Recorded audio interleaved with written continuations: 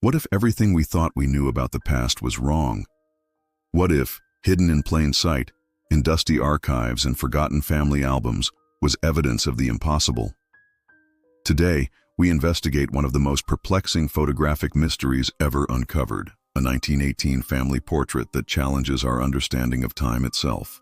The question that haunts us: could time travel be more than just science fiction? Our story begins in the summer of 2023, when digital restoration expert Dr. Sarah Chen was hired to enhance a collection of centuries-old photographs for the Smithsonian's American Family Heritage Project.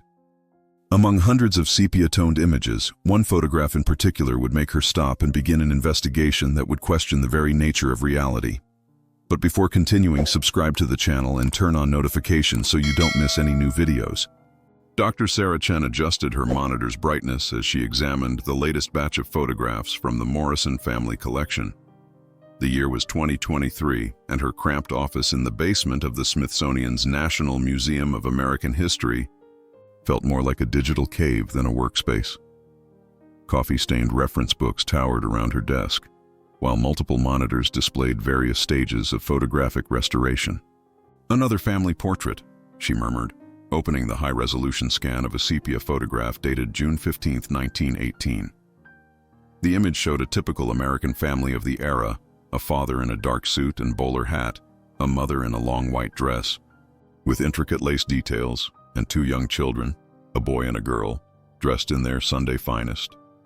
They stood beneath an oak tree in what appeared to be Central Park, New York, with the Bethesda fountain visible in the background. Sarah had restored thousands of similar photographs, each telling the story of American families frozen in time. This one seemed no different until she began the detail enhancement process. As she systematically increased the resolution and sharpened the background elements, something in the left side of the frame caught her eye. Behind the posed family, slightly out of focus but still discernible, was another woman walking with a small boy. Her breath caught. She zoomed in further, her heart rate quickening. The woman in the background was holding something in her raised hand that shouldn't exist. An object that was rectangular, sleek, with what appeared to be a reflective screen. It looked unmistakably like a modern smartphone, and she appeared to be taking a photograph. Sarah's hands trembled as she reached for her magnifying glass, though the digital zoom had already revealed more than enough detail. The background figure was captured mid-stride, her period-appropriate dress and hairstyle consistent with 1918 fashion, but the device in her raised hand was impossible to explain away. The object was approximately 4 inches long, 2.5 inches wide, with rounded corners and a dark, reflective surface that caught the 1918 sunlight. "This has to be a depth-of-field trick," she whispered, checking the photograph's metadata. The digital file confirmed its authenticity. Scanned from an original gelatin silver print with no signs of digital manipulation. The paper showed the appropriate aging. The emulsion had the characteristic grain structure of early 20th century photographic materials, and the Morrison family's documentation clearly stated the photograph had been in their possession since 1918. What made the discovery even more unsettling was the woman's posture. She wasn't simply holding the device. She was clearly using it to photograph the Morrison family, her stance and arm position identical to someone taking a picture with a modern smartphone. The small boy beside her was looking up at the device with curiosity, his expression captured in perfect clarity, despite being in the background. Sarah's colleague, Dr. Marcus Webb, entered the restoration lab carrying 2 cups of coffee. A forensic photography expert with 20 years of experience, Marcus had helped solve numerous cases involving photographic evidence for the FBI. "You look like you've seen a ghost," Marcus said, setting down her coffee. "Something much stranger than that," Sarah replied, turning her monitor toward him. "Tell me what you see in the background, left side of the frame." Marcus squinted at the screen, then grabbed his own magnifying glass. His expression shifted from casual interest to confusion, then to disbelief. "That woman. She's photographing the family with what looks like a smartphone." In 1918, Marcus pulled up a chair next to Sarah's workstation, his forensic training kicking in immediately. First rule of anomaly investigation, he said, eliminate the obvious explanations before considering the impossible ones. They began by examining every pixel of the photograph under different lighting conditions and color filters. The background, woman and her device, remained consistent across all analyses. The proportions, reflective properties, and her photographing gesture never wavered. Marcus ran the image through sophisticated forgery detection software, searching for any signs of digital manipulation, layered editing, or anachronistic elements added after the fact. "The software is clean," Marcus announced after an hour of testing. "No digital artifacts, no evidence of photo manipulation.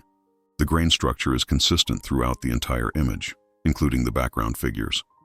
Either this is the most sophisticated forgery ever created, or what?" Sarah asked, though she dreaded the answer. "Or we're looking at something that shouldn't exist." Sarah contacted the Morrison family directly. Eleanor Morrison, the great-granddaughter of the people in the photograph, agreed to meet them the following day. She lived in a restored Victorian house in Brooklyn Heights, surrounded by family heirlooms and photographs that had been passed down through 4 generations. "The photograph has never left our family," Eleanor explained, carefully handling the original print with white cotton gloves. "My great-grandmother Margaret Morrison kept it in her jewelry box until she died in 1962. But I have to admit, I never paid much attention to the background figures.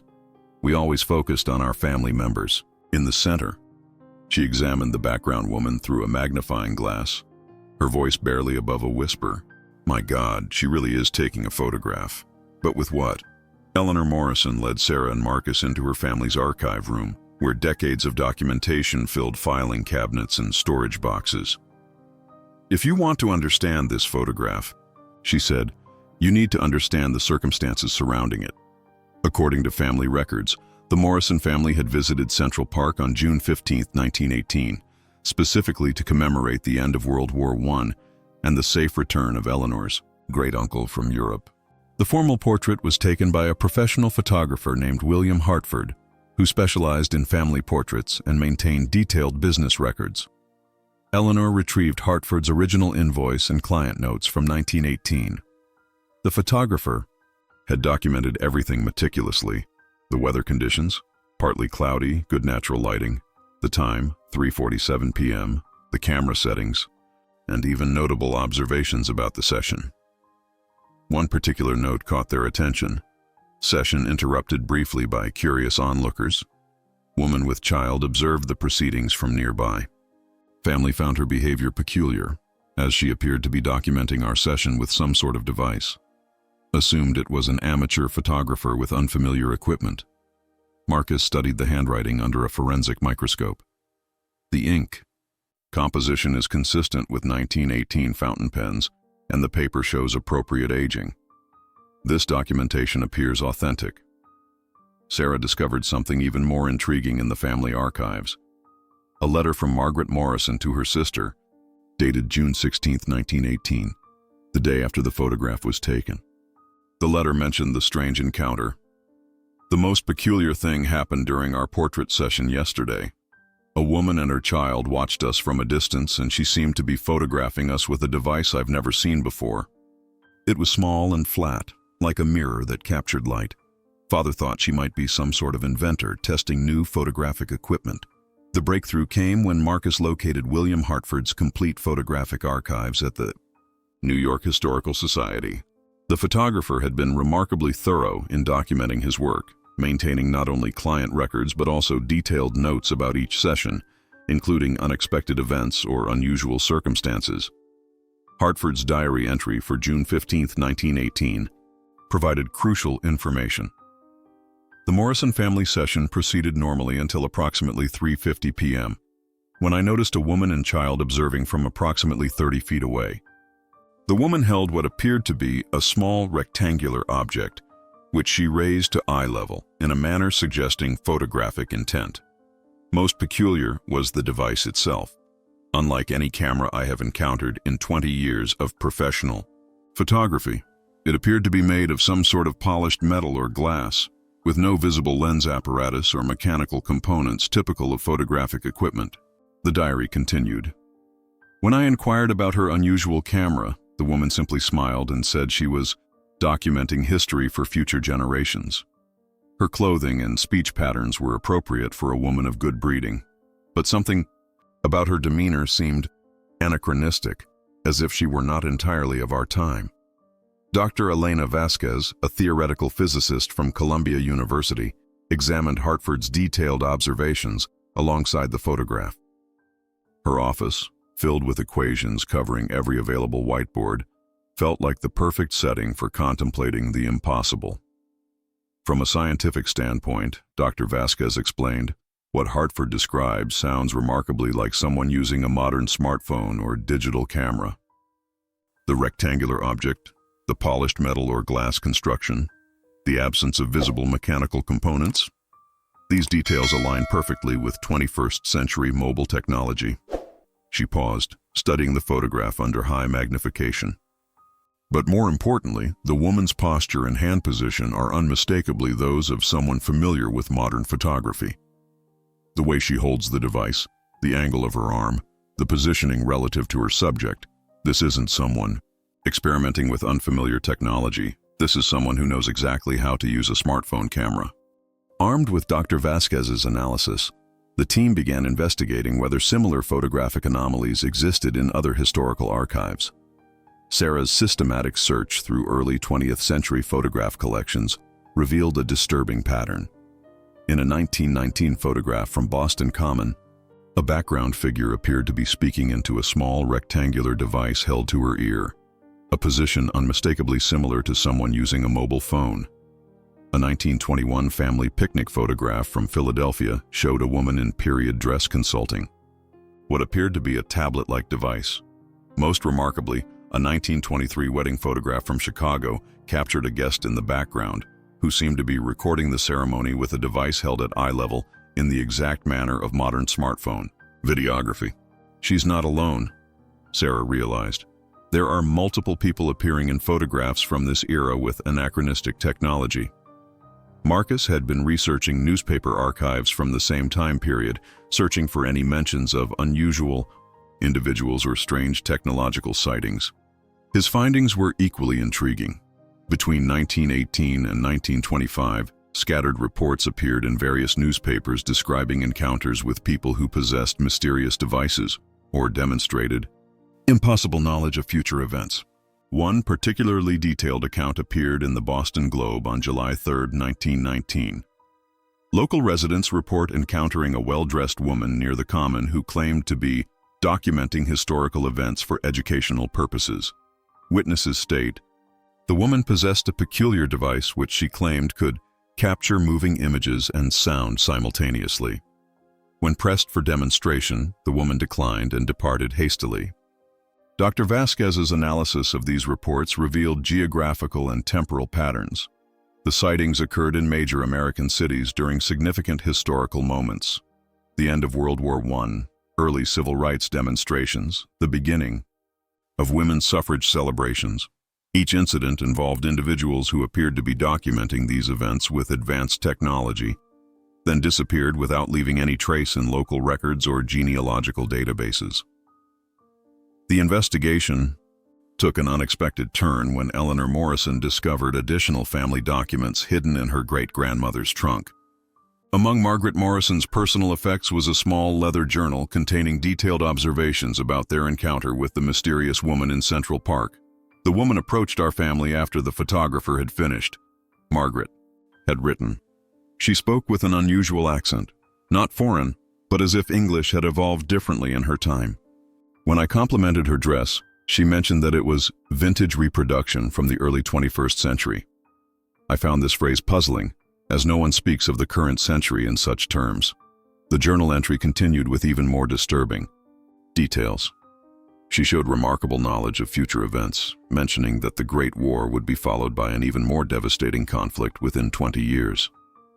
When I expressed skepticism, she described technologies that would emerge: flying machines that could cross oceans, devices that would allow people to communicate instantly across vast distances, and machines that could calculate mathematical problems faster than any human mind.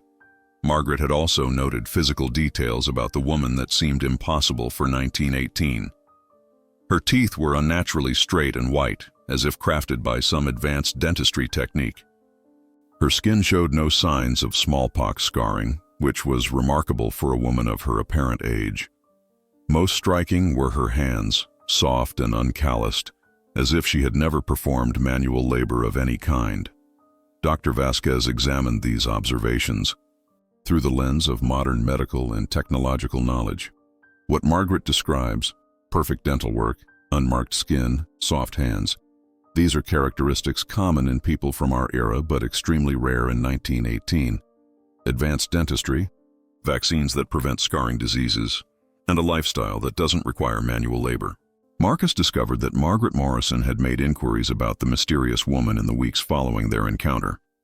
Her correspondence with local authorities, social organizations, and even private investigators revealed that no one matching the woman's description lived in New York City or had any documented presence in local records. She appeared, interacted with multiple witnesses, and then vanished without leaving any trace in the historical record, Marcus concluded. It's as if she existed outside the normal flow of time.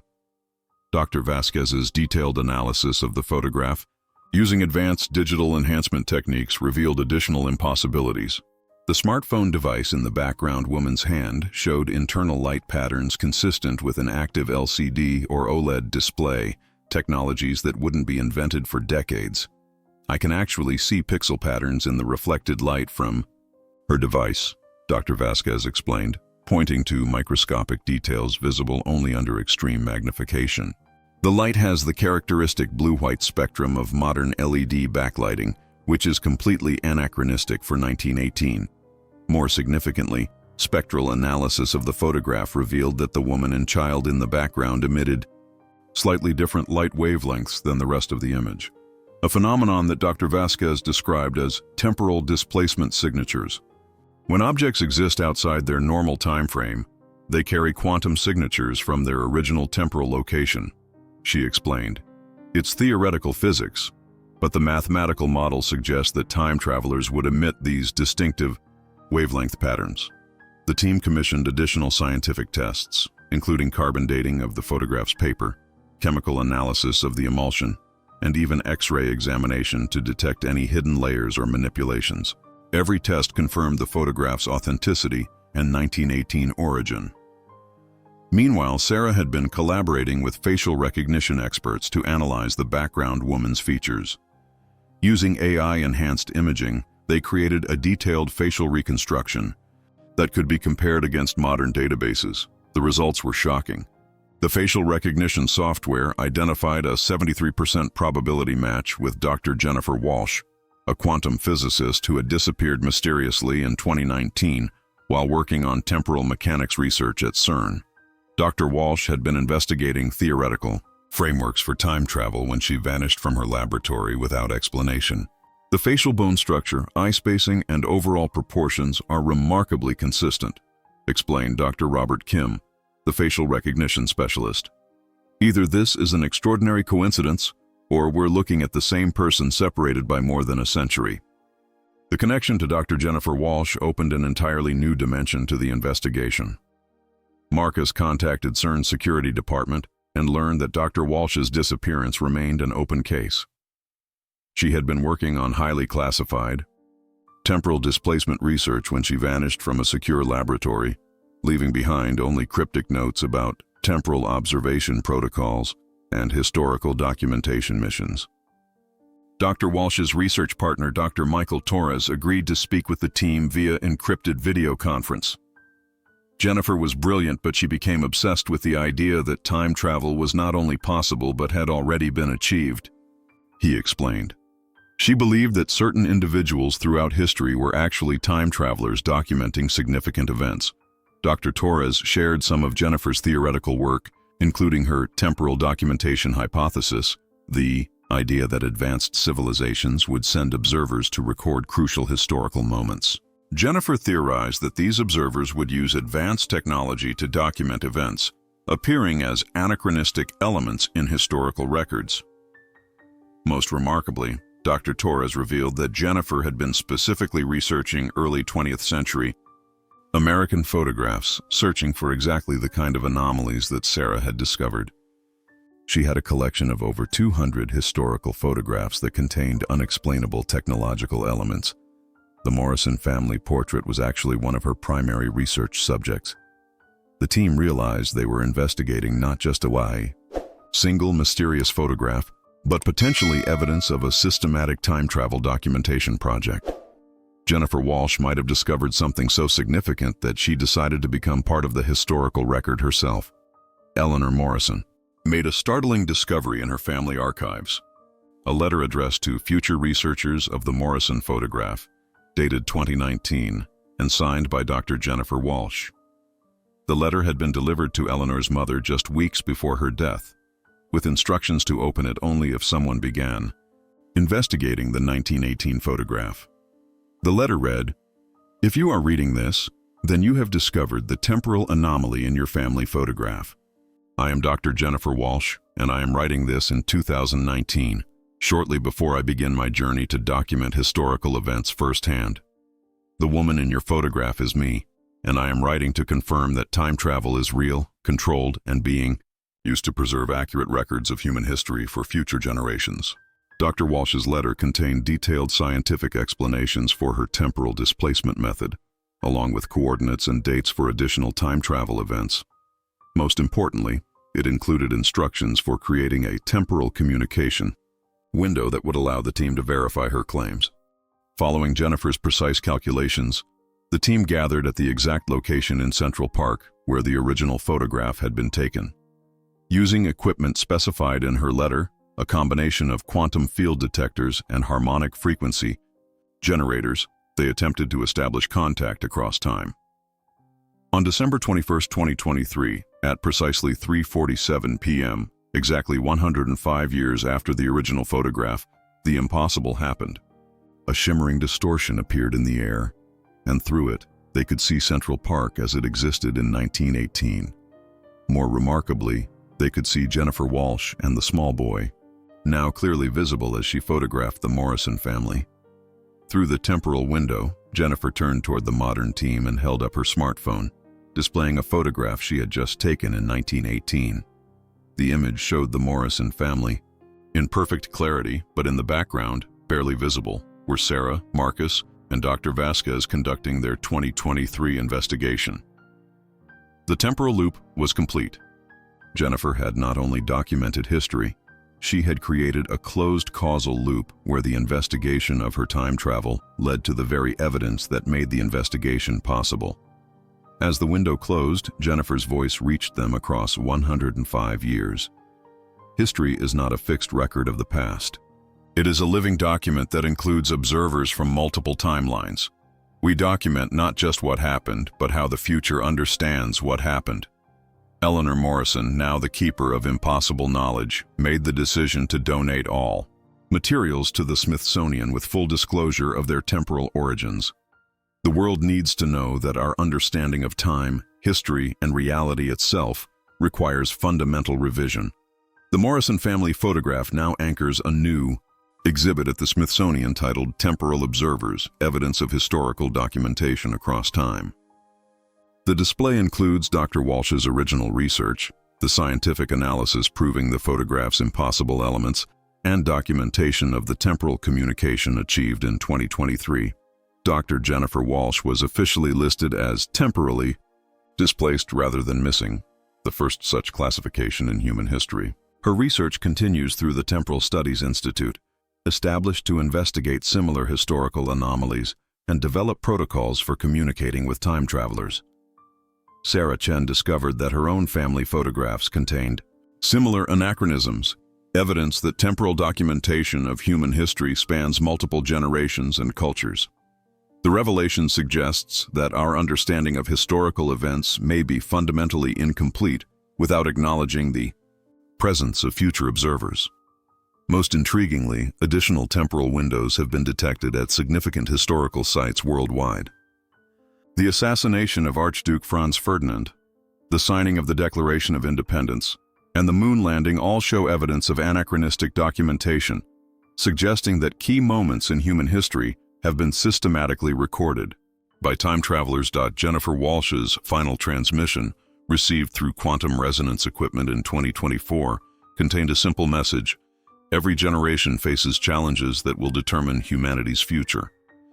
We document these moments not to change them, but to ensure that future generations understand how each decision creates the world they inherit. Time travel is not about altering the past. It's about preserving the complete story of human choice and consequence.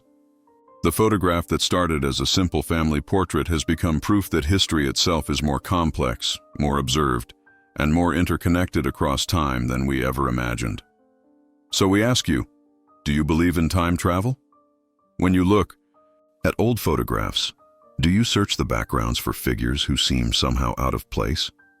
In a universe where the future can document the past, where temporal observers preserve the complete story of human experience, and where a single photograph can bridge more than a century of human existence, perhaps the question isn't whether time travel is possible, but whether we're ready to accept that we are all part of a historical record being written across multiple timelines simultaneously.